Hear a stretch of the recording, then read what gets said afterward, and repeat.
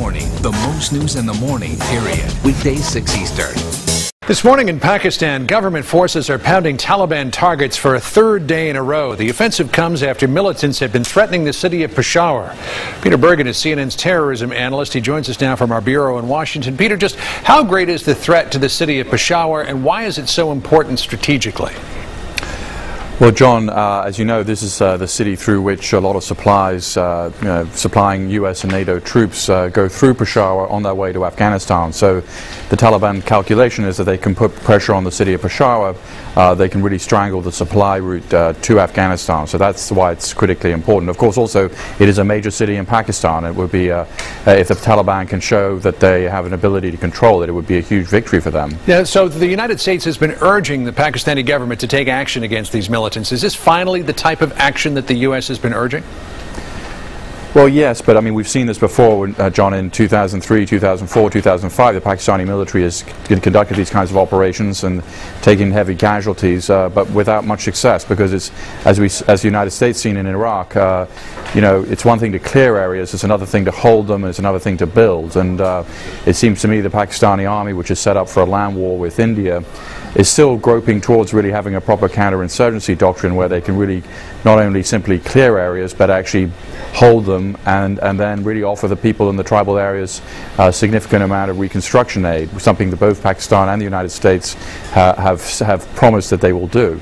Peter, is this just the Pakistani military acting on its own? There was a militant home that was blown up over the weekend, a number of people killed. Some local people in the area have said it looks like it was hit by a guided missile, which they believe suggested either U.S. or NATO involvement. Do we know if there's any of that involvement in this operation?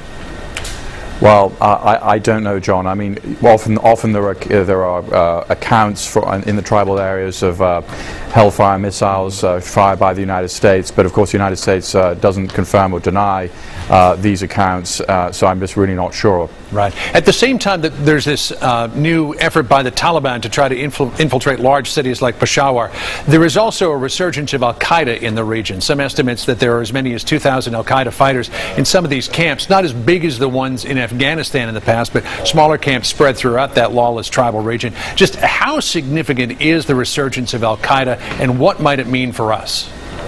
Well, I mean, there's no doubt that al-Qaeda has resurged. According to the U.S. National Intelligence estimate of July 2007, it's resurged, it's protected its top leadership, it's protected top lieutenants, it is regrouped to the point where the intelligence estimate suggests that it has some ability to attack the United States. Now, I think that ability to attack the United States, in my personal opinion, is still pretty weak, because obviously the United States is much more careful about people coming into the country. Al-Qaeda isn't where it was on September 11th, 2001.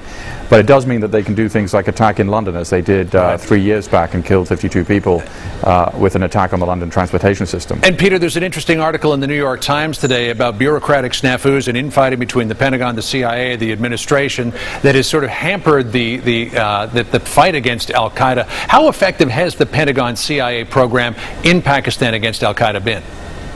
Well, I mean, I think the results speak for itself. Osama bin Laden is still free 7 years after 9/11. Ayman al-Zawahiri, his number 2, is still free. Al-Qaeda has regrouped by the government's own estimations. So I think those results speak for themselves. Peter Bergen for us this morning from Washington. Peter, it's good to see you. Thanks for coming in. Thank you.